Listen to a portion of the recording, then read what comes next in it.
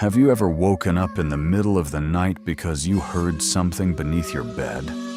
Not a mouse, not the wind, but the unmistakable feeling that if you leaned down to look, a pair of glowing red eyes would already be staring back at you. Ash Creek was a remote farming community tucked away among the endless cornfields of Iowa. The old two-story wooden house where Lucas and his family lived stood more than 2 miles from the nearest neighbor. During the day, the only sounds were crows calling in the distance and the slow creaking of an old windmill. But after sunset, the silence became something far more terrifying. One night, Lucas suddenly woke up at exactly 2:13 a.m. A faint sound came from beneath his bed. Knock, knock. It sounded like fingernails tapping against the wooden slats underneath the mattress. The sound lasted only a few seconds before disappearing. The next morning, 2 long trails of dust stretched from beneath the bed toward the center of the room. There were no footprints, just 2 parallel marks, as though something had crawled out, and then crawled back underneath. The second night, the sound returned. This time, it wasn't tapping. A slow scratching noise echoed directly beneath Lucas. Skrr, skrr, skrr. Each scrape came exactly 3 seconds apart. The bed vibrated ever so slightly. Not enough to see, just enough to feel. The digital clock glowed with its cold blue light. 2:13 a.m. The second hand on the wall clock suddenly stopped moving. The entire house fell into absolute silence. Then the blanket covering Lucas's legs began to slide downward. Very slowly. So slowly, it was almost impossible to notice. As soon as his bare foot touched the cold air beyond the blanket, something lightly brushed against his heel from underneath the bed. It was freezing cold. Only once. Then it disappeared. The following morning, another discovery waited on the dusty wooden floor. A tiny handprint, pitch black, wet, pointing directly toward the bed. Lucas began to suspect that someone had broken into the house. He checked every window. Every one of them was still locked from the inside. There were no signs of forced entry. That afternoon, while cleaning the room, Lucas pushed a broom deep beneath the bed. The broom struck something soft. Not a cardboard box, not a cloth bag. Lucas froze. When he pulled the broom back out, its bristles were coated in a thick black slime. A strong metallic rotten smell immediately filled the room. On the third night, Lucas decided to stay awake. 2:12 a.m. The bedroom was completely silent. 2:13 a.m. The scratching never came. Instead, he heard breathing.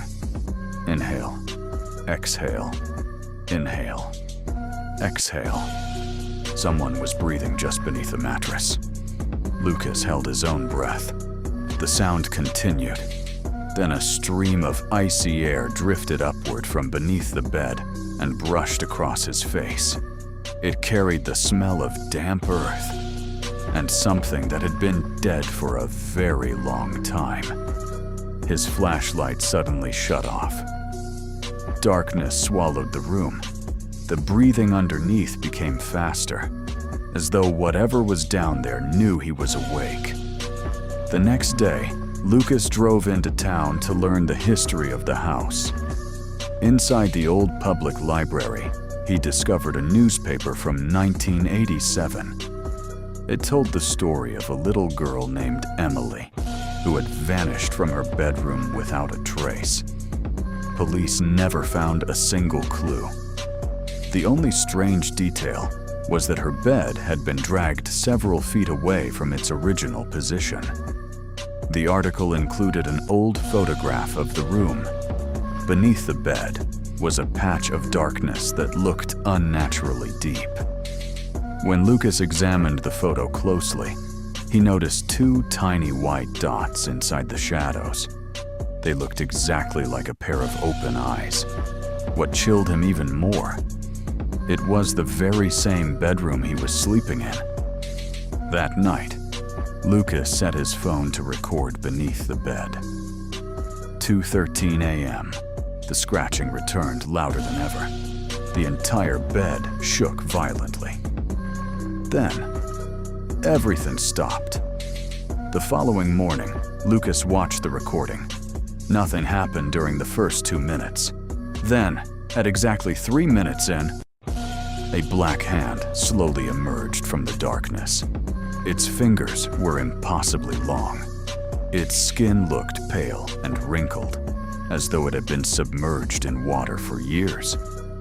The hand crawled slowly across the wooden floor. It stopped beside the bed. Then it dragged something back into the darkness. Lucas zoomed in on the footage. It was the sock he had been wearing while asleep. On the 5th night, he couldn't take it anymore. He knelt beside the bed. His trembling flashlight illuminated the darkness underneath. At first, only dust, a few old boxes. Then, from the deepest corner, a face slowly appeared. Its skin was ghostly white, soaking wet. Its eyes were wide open, its mouth stretched into an impossibly twisted smile. It had no body, only a head. Without warning, the face lunged toward him. Lucas threw himself backward. The flashlight slipped from his hand when the beam pointed beneath the bed once again. The darkness was empty. Lucas immediately dragged the bed into the middle of the room. There was nothing underneath. No handprints, no slime, no boxes, only clean wooden flooring, as if nothing had ever been there. But as he reached to push the bed back, he heard it again. Knock. Knock. The sound came from beneath the bed, even though the bed was now sitting nearly 3 feet away from its original position. Lucas stood frozen. The darkness beneath the bed was no longer connected to the floor. It had become deeper, far deeper than it should have been, like the opening of a bottomless pit. 2:13 a.m. The scratching began again. A hand crawled out, then another. A thin, emaciated figure slowly pulled itself onto the floor. It wasn't Emily. It wasn't a child. It was Lucas. His face was pale. His clothes were torn. Dark circles surrounded his hollow eyes. The other Lucas slowly crawled toward the bed, then stopped. From inside the darkness beneath the bed, dozens of hands reached out, all of them desperately trying to pull him back inside. Lucas stumbled backward toward the bedroom door. The figure on the floor slowly raised its head. Its cracked lips moved, as though trying to say something, but no sound came out. The next morning, Lucas's father returned home. The bedroom was empty. There were no signs of a struggle, no luggage, no Lucas. The bed sat exactly where it always had. Police searched for weeks. They never found a single clue. Only one strange thing remained. Every night at exactly 2:13 a.m., people passing the old farmhouse claimed they could hear a faint scratching sound coming from the upstairs bedroom. A few months later, another family moved into the house. Their young son slept in the very same room. On his very first night, he suddenly woke up because of a sound coming from beneath the bed. If you're lying in bed tonight, think carefully. When was the last time you looked underneath your bed? Because sometimes, the scariest thing isn't what you can see. It's what has been waiting directly beneath you every single night.